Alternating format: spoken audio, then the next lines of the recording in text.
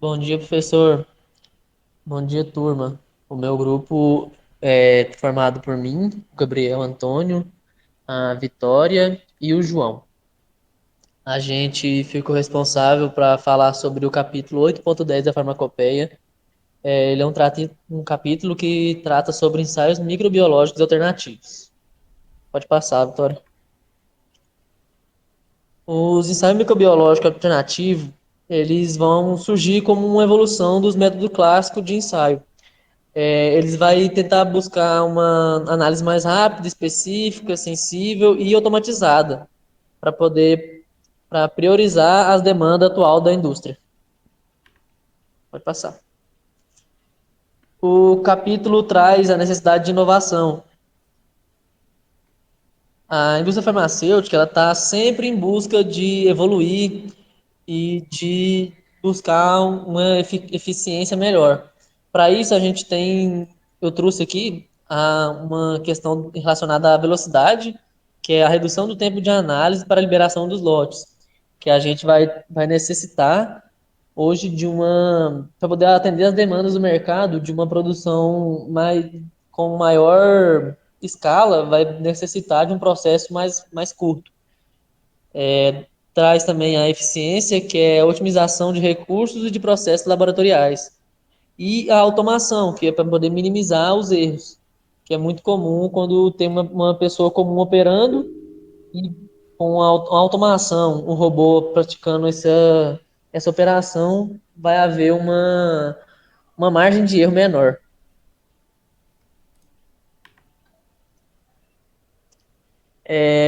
Falando sobre os conceitos de ensaio microbiológico alternativo, a gente tem que os ensaios microbiológicos alternativos são procedimentos que vão diferir dos métodos clássicos da farmacopeia, que tem, por exemplo, a filtração por membrana, a contagem em placa.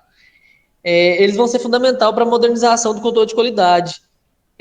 Vai surgir para acabar com as limitações dos processos antigos, como o processo ser lento, ele tem uma acessibilidade baixa e também uma maior variabilidade biológica.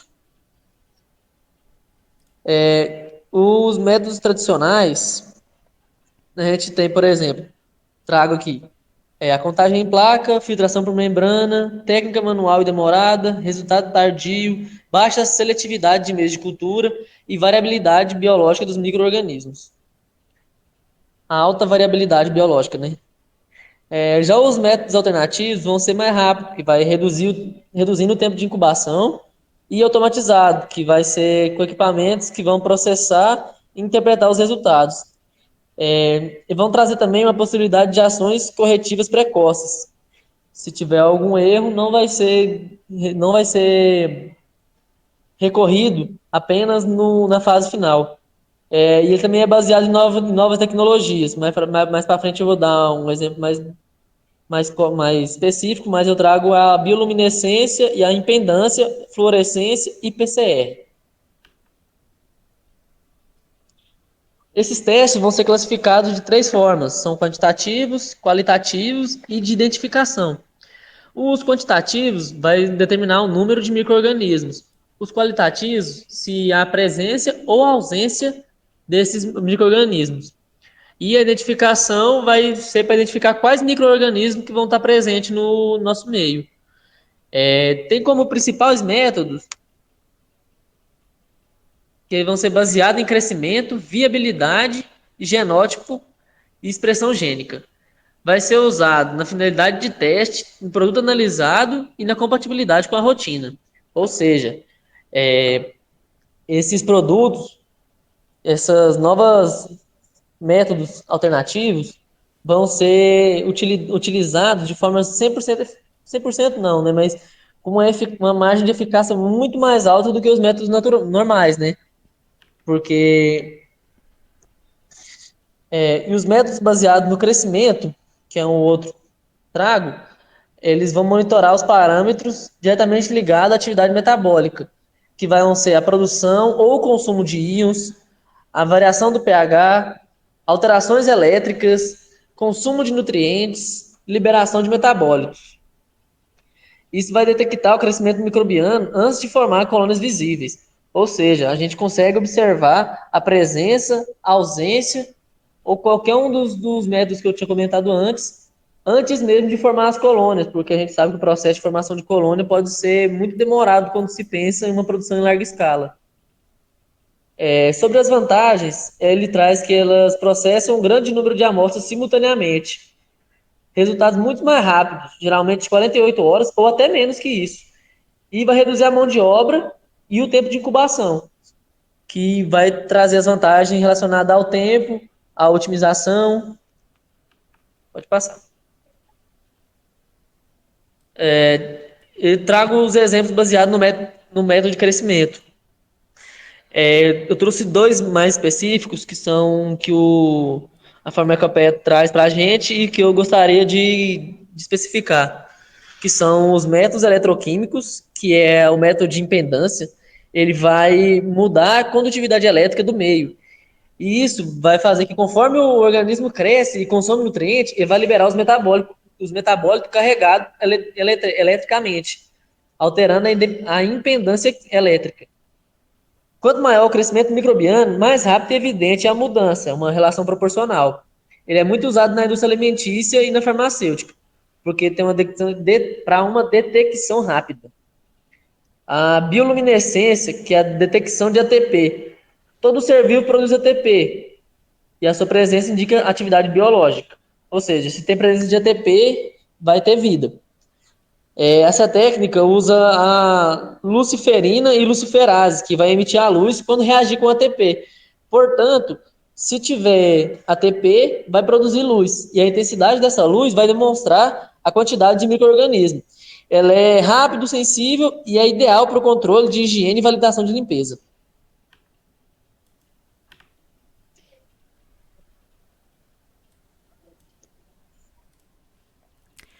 Bom, agora eu vou falar sobre os métodos fenotípicos. Bom, eles são métodos que analisam o fenótipo, ou seja, as características visíveis e comportamentais do microorganismo, especialmente suas reações metabólicas, como por exemplo, perfis bioquímicos, que são testes de carboidratos, urease, oxidase. E aqui também temos outros exemplos de kits já automatizados que fazem isso de forma super rápida, né, e prática, que é o Vitec, API, Bactec, e esses sistemas eles realizam dezenas de testes bioquímicos simultaneamente. Então, além de trazer eficiência, eles são muito rápidos e economizam tempo.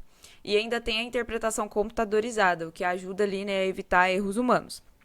O desafio dos métodos fenotípicos é a interpretação subjetiva, especialmente em testes manuais, né? A pessoa ali olhar e confundir os testes bioquímicos um com o outro e os resultados também. E eles exigem muita experiência do analista exatamente por isso, né? Dele bater o olho ali e já conseguir diferenciar esses testes. Algumas espécies também têm perfis metabólicos muito parecidos, o que pode levar a erros de identificação. Então, esse é um dos desafios, né, desses métodos fenotípicos. Temos também os métodos genotípicos. Eles analisam o material genético, o DNA ou RNA, do microorganismo, permitindo identificação rápida, específica e altamente sensível. Bom, aqui a gente tem de exemplo o PCR e técnicas de amplificação de ácidos nucleicos. O que eles fazem? Eles detectam sequências específicas do DNA ou do RNA e eles podem identificar micro-organismos mesmo em baixíssima quantidade. Eles são muito específicos e são rápidas, né? Isso tudo aqui é feito assim de forma muito específica e muito rápida. Temos também outro exemplo aqui que é a ribotipagem. Ela analisa regiões do RNA e é muito útil para a diferenciação de espécimes muito próximas, que às vezes tem o DNA muito parecido e o RNA ajuda ali nessa diferenciação. E impressões digitais moleculares.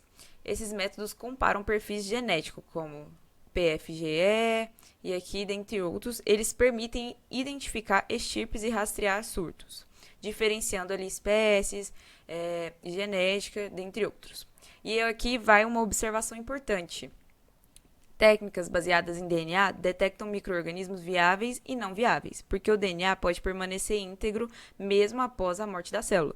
Então, para avaliar a viabilidade real, o ideal é detectar o RNA que se degrada rapidamente e só está presente em células vivas. Então, esse ponto aqui é extremamente importante.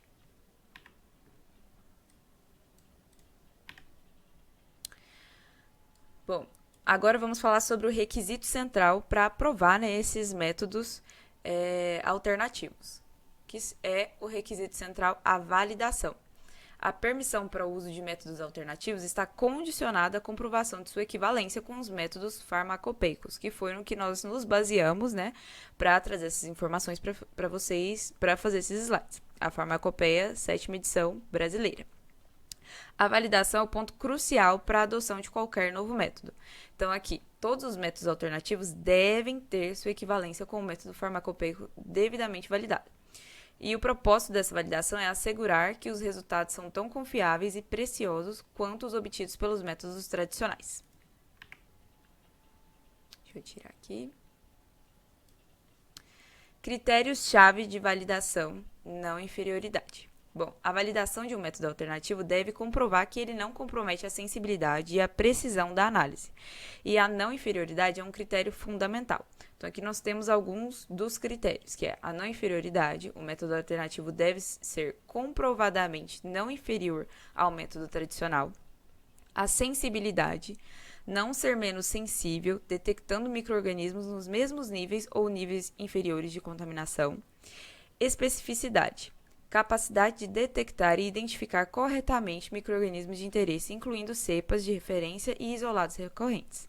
E também, o outro critério é a robustez, a capacidade de operar de forma confiável sob condições normais de uso e pequenas variações operacionais. Aqui temos outros parâmetros de validação que são super importantes, que é a especificidade, limite de detecção, a precisão, a exatidão desse método, a linearidade e a robustez, como já citada anteriormente. Estatística aplicada em ensaios microbiológicos. Por que a estatística é importante? Bom, nos ensaios microbiológicos, essa quantificação de micro-organismos, né, esses resultados que envolvem as contagens características são extremamente importantes e eles têm estatísticas específicas. Então, eles têm características estatísticas específicas que também são citadas ali na farmacopeia. A gente usa a farmacopeia, essa base, né, dessas estatísticas específicas. Como, por exemplo, a UFC, que é Unidades Formadoras de Colônia. Aqui diz que essa distribuição de Poisson, elas são eventos discretos, e o número de colônias é aleatório, costuma ser proporcional ao tamanho da amostra.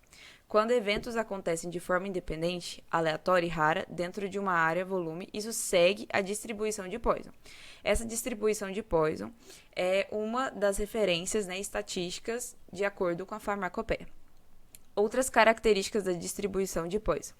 A variância é igual à média, ou seja, se a média é 10, a variância é 10. A dispersão é naturalmente assimétrica, ou seja, não são normalmente distribuídos, dificultando análises que exigem normalidade. E agora, falando sobre ela, que foi tão citada ali anteriormente, a não inferioridade. Os métodos alternativos, para serem aceitos, precisam demonstrar que não são inferiores ao método de referência. E aí eles usam ali, né, uma quantidade também específica, que tem que ser de 95% ou 97,5%. Essa avaliação, essa comparação, né?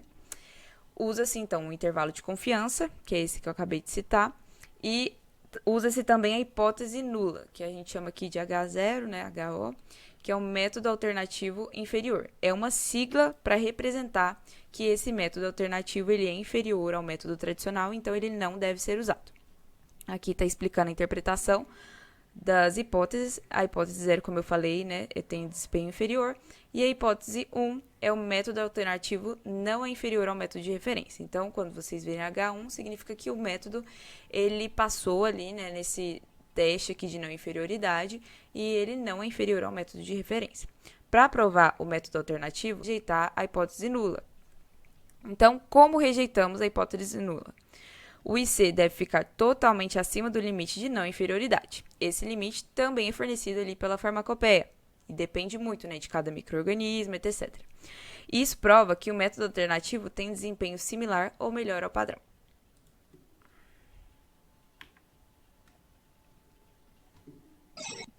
Agora, dando continuidade ao que a Vitória estava falando, é, as etapas essenciais desses processos basicamente são uma validação para a qualidade. A validação ela vai ter como requisito o planejamento detalhado e uma utilização desses materiais mais específicos, digamos assim, para garantir a confiabilidade e a robustez dos resultados, como a Vitória disse anteriormente. Dessa forma, a avaliação ela vai se dividir em 4 partes.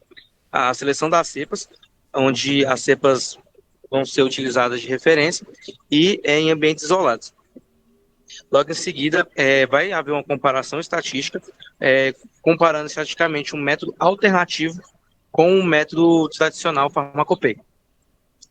Logo em seguida, a documentação completa, logo em seguida, os critérios de aceitação, para definir previamente os critérios de aceitação claros para essa equivalência.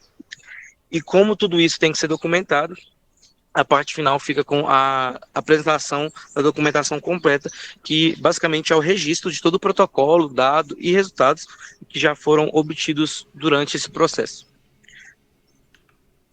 Pode passar. Então, como a Vitória e o Gabriel disseram anteriormente, os métodos alternativos, eles têm alguns benefícios, têm suas dificuldades, mas têm benefícios. Os benefícios, eles basicamente são agilidade de liberação, otimização de custos e modernização. Isso tudo porque a implementação desses métodos alternativos, claro que após uma avaliação rigorosa, vai trazer algumas vantagens significativas para a indústria farmacêutica. Claro que impactando todo o processo, desde o início até a apresentação do resultado. A agilidade, como eu disse, ela está nesses benefícios, agindo na redução do tempo de liberação do produto, otimizando a cadeia dos suprimentos que vão ser dispensados para quem for usar.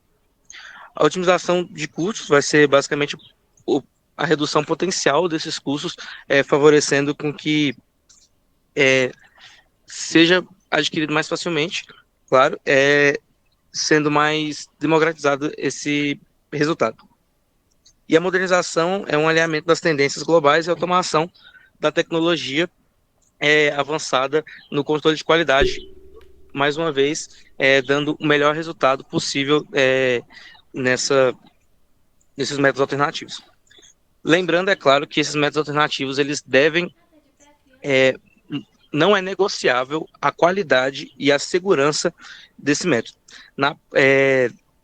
No tópico 8.10 do capítulo, é encorajado a inovação, mas eles mantêm muito firme, os autores mantêm muito firme a ideia do foco onde a segurança e a qualidade do medicamento devem ser mantidas, apesar da inovação. A validação, continuando a validação científica, ela vai ser uma ponte entre a inovação e a conformidade regulatória. Pode passar. Alguns desafios e considerações. Embora os benefícios eles sejam claros, a implementação dos métodos alternativos ela vai apresentar alguns desafios que precisam ser cuidadosamente gerenciados para garantir a transição bem-sucedida e favorecendo, é claro, os resultados da melhor qualidade possível, sem interferir muito, apenas trazendo os benefícios como parte desse processo. A validação ela vai ser um pouco complexa, porque vai requerer uma expertise técnica, estatística, e também vai necessitar de um processo demorado e mais caro, exatamente porque tem que manter essa qualidade. E a aceitação regulatória vai basicamente focar na necessidade de aprovação de agências reguladoras para os novos métodos, manutenção de documentação robusta para auditorias possíveis e futuras. Pode passar? Agora, visando o futuro que nós temos para o controle de qualidade microbiológica,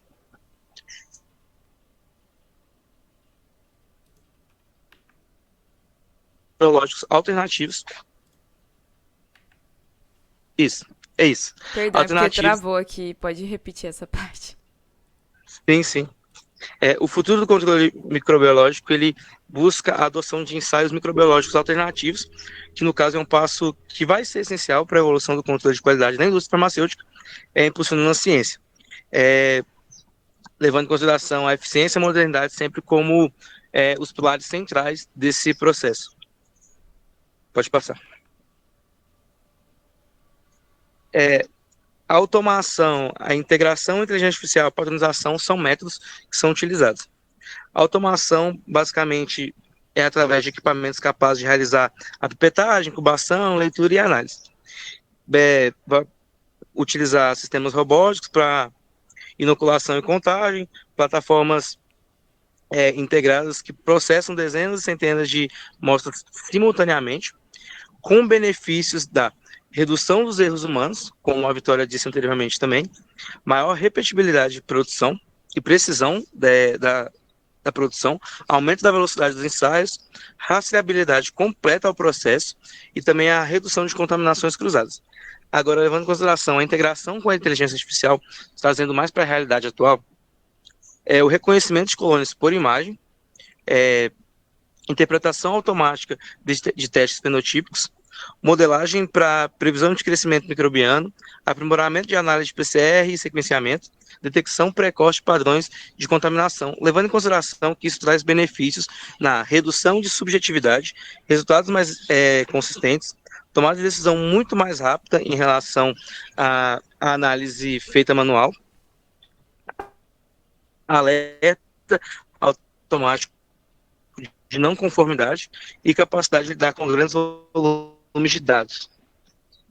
Levando em consideração também a palha nacional, que precisa da harmonização de métodos entre EP, USP, JP, que são farmacopeias comuns, muito utilizadas em todo o mundo.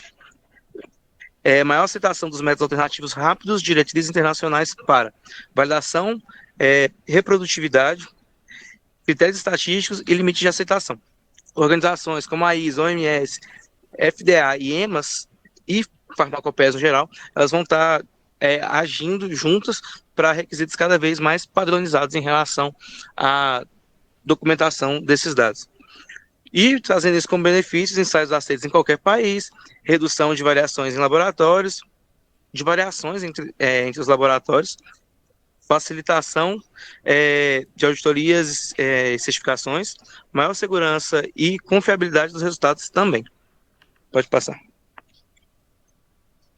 Concluindo tudo isso que nós dissemos ao longo da apresentação, os ensaios alternativos eles vão aumentar a segurança do medicamento, mas lembrando também que eles não substituem e sim complementam os métodos tradicionais para trazer melhores resultados integrados aos métodos já conhecidos e também vão exigir uma validação rigorosa antes da implementação, exatamente para garantir que nada seja perdido do tradicional. Nossa referência foi exatamente a Farmacopeia Brasileira, da 7ª edição, e obrigado pela atenção. É isso.